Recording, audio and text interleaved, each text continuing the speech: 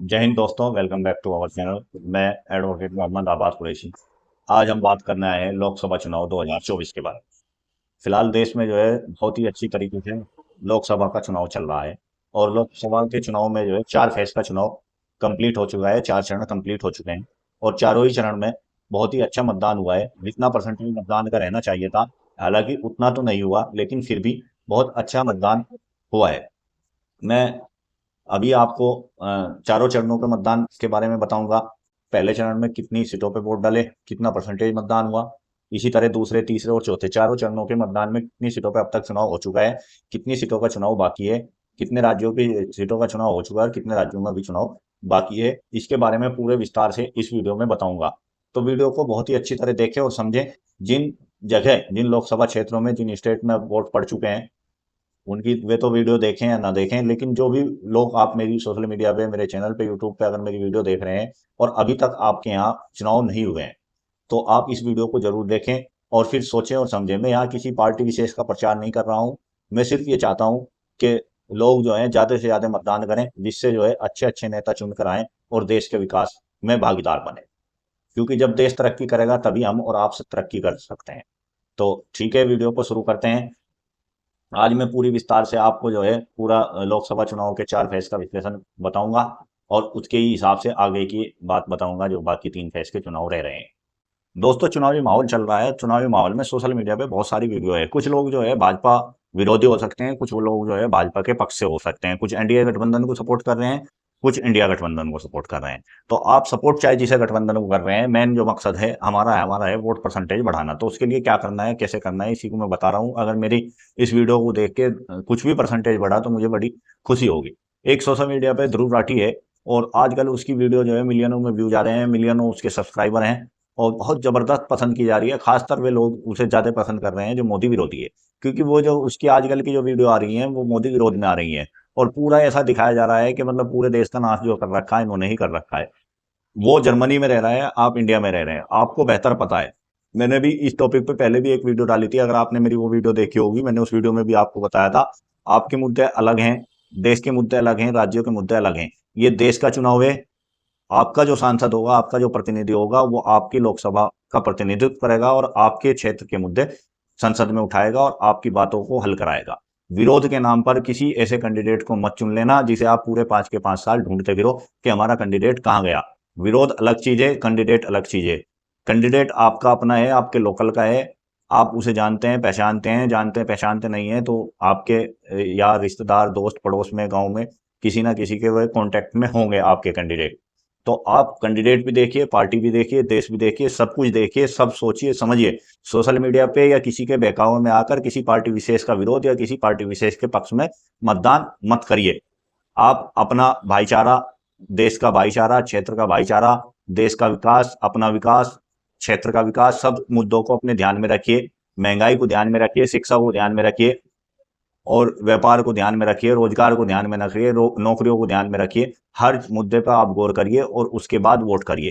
तो फिलहाल जो मैं वो बताना चाह रहा था इस वीडियो में, 4 चरणों के चुनाव हो चुके हैं। पहले चरण में जो चुनाव हुआ था वो हमारे क्षेत्र में चुनाव हुआ था और पहले चरण में 19 अप्रैल को चुनाव हुआ था। और 19 अप्रैल के जो चुनाव था वो 102 सीटों पे चुनाव हुआ था, 102 लोकसभा सीटों पर। और वे 102 लोकसभा सीटें 21 राज्यों की थी। और पहले चरण का जो चुनाव परसेंटेज रहा था वो 66.14 यानी 66.14%, 14% पहले फेज में चुनाव हुआ था। अब उसके बाद जो सेकंड फेज आया यानी दूसरा चरण जो आया वो 26 अप्रैल को चुनाव हुआ था और 26 अप्रैल में 89 यानी 89 सीटों पर चुनाव हुआ था। और 89 सीटें 13 राज्य की थी। भारत के विभिन्न 13 राज्यों में कहीं से 2, कहीं से 10, कहीं से 8 इस तरह लेके ये चुनाव कराया गया। और दूसरे चरण में भी परसेंटेज वोट का लगभग इतना ही रहा था, 66.70%। यानी दूसरे चरण में भी 66.7% चुनाव हुआ था। अब तीसरा चरण आ जाता है। तीसरे चरण में 7 मई को चुनाव हुए और 7 महीनों में मई में 94 सीटें यानी 94 सीटों पर चुनाव हुआ और वे 12 राज्यों की विभिन्न सीटें थी। और उसका जो परसेंटेज रहा था, इसमें परसेंटेज थोड़ा सा डाउन हो गया, 65.68% यानी 65.68% चुनाव हुआ, वोटिंग परसेंटेज रहा। अब आ गया चौथा चरण। चौथा चरण में जो है वोट परसेंटेज आपका बहुत डाउन हो गया, यानी पिछले चरण के मुकाबले डाउन हो गया। पहले चरण में कुछ था, दूसरे में थोड़ा सा बढ़ा, तीसरे में डाउन हुआ, चौथे में डाउन हुआ। तो चौथे चरण में जो है 13 मई को चुनाव हुए और 96 यानी 96 सीटों पर चुनाव हुए। और वे जो 96 सीटें थी 10 राज्यों की सीटें थी और उस पर 62.31% यानी 62.31% प्रतिशत वोटिंग परसेंटेज रहा। इसमें भी थोड़ा सा डाउन हो गया। अब पांचवा चरण आने जा रहा है और अब तक जो इन 4 चरणों में है 381 यानी 381 सीटों पर चुनाव कंप्लीट हो चुका है।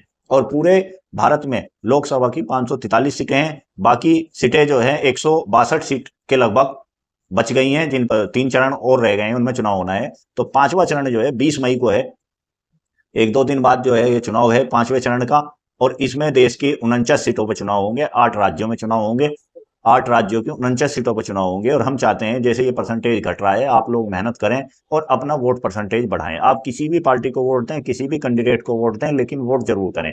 मतदान आपका हक है, मतदान आपका अधिकार है। अगर आप अपने अधिकार का प्रयोग नहीं करेंगे तो देश में जो है एरे गेरे नत्थु खेरा नेता चुन के आएंगे। अगर आप अच्छे, काबिल और सच्चे और मेहनती लोगों को चुनना चाहते हैं तो सबसे पहले मतदान करिए, क्योंकि मतदान का कम होना ही गलत लोगों को बढ़ावा देता है। अगर आप अपना मतदान ज्यादा से ज्यादा प्रतिशत में करेंगे तो आपके जो लोकसभा क्षेत्र का प्रतिनिधित्व होगा वो अच्छा होगा और सही कैंडिडेट का चुनाव होगा।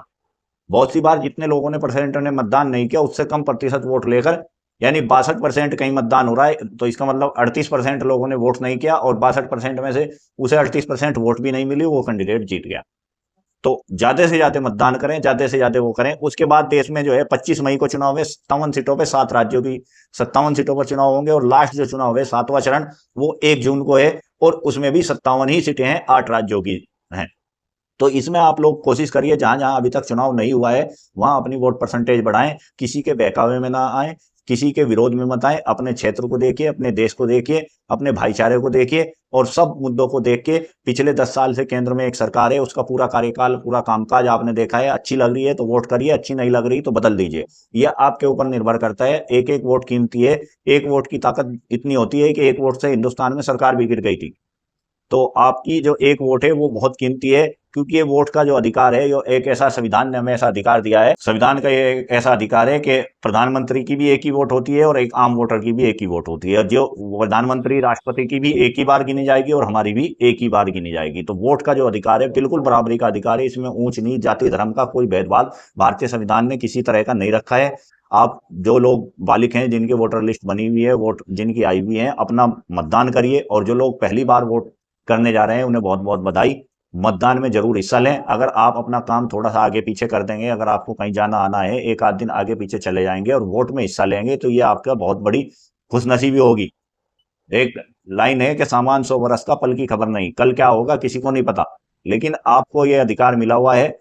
जब तक आपके पास ये अधिकार है, अपने अधिकार का पूरा इस्तेमाल करें, अपनी वोट जरूर करें। अगला इलेक्शन 5 साल बाद इलेक्शन आएगा, 2029 का इलेक्शन आएगा। पता नहीं कौन लोग इस दुनिया में होंगे, कौन नहीं होंगे, किसकी क्या हालत होगी, क्या नहीं होगी। आज आपके पास मौका है, अपनी वोट का जरूर इस्तेमाल करें, अपनी वोट जरूर डालें।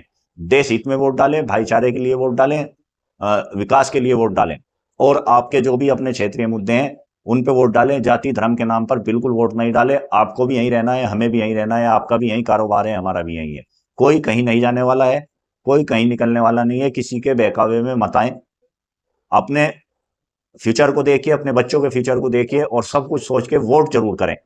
सोशल मीडिया पे बहुत सारी भड़काऊ पोस्ट चल रही हैं, सारी चीजें आपके आज जो है सोशल मीडिया का दौर है, तो सोशल मीडिया पे आप यूट्यूब पे इतना ध्यान मत दीजिए। आती हैं आधी से ज्यादा फेक खबरें होती हैं जिनका कोई अता पता नहीं होता है। गूगल का इस्तेमाल करिए। आपका कोई भी क्वेश्चन है गूगल पे टाइप करिए, गूगल पे बोलिए। दोनों चीजें उसमें अवेलेबल हैं, बहुत सारी आपकी अपनी लैंग्वेज में भी है। आप सवाल करिए, उसका जवाब गूगल आपको देगा और वो सटीक सही जवाब होता है। तो बस मैं तो यही चाहता हूं कि चुनाव चल रहा है देश में और चुनाव बहुत ही शांतिपूर्वक चल रहा है, बहुत अच्छा चुनाव हो रहा है। किसी के बहकावे में मत आए, अपनी वोट का इस्तेमाल जरूर करें और वोट जरूर डालें। आपको मेरे विचार कैसे लगे, इस वीडियो के बारे में आपकी क्या राय है, तो उसे में कमेंट्स कर दें। वीडियो अच्छी लगी हो तो लाइक करें। और ये जो है अभी 3 चरणों के चुनाव बाकी हैं, लगभग 162-63 सीटों पर चुनाव अभी होना बाकी है। ये 162-63 सीटें जो हैं पूरे देश का भविष्य तय करेंगी। 8-7 स्टेटों में चुनाव हैं, ज्यादातर स्टेटों में चुनाव हो चुके हैं। कहीं की 2 सीटें रह रही, कहीं की 4 रह रही, कहीं की 10-15 रह रही हैं। इसी तरह पूरे देश में ये चुनाव होना है। तो ये आपकी सरकार बनाएंगी, आपके बच्चों का भविष्य तय करेंगी। तो आप मतदान में बढ़ चढ़कर हिस्सा लीजिए, अपने आसपास लोगों को समझाइए, अपना भाईचारा बिल्कुल खराब मत करिए। मतदान में हिस्सा जरूर लीजिए, मतदान जरूर करिए। दान करो, मतदान करो। इन्हीं बातों के साथ मैं अपनी वीडियो को समाप्त करता हूँ। दान करो, मतदान करो। मतदान हमारा हक है, अपने हक का इस्तेमाल करो। जय हिंद दोस्तों।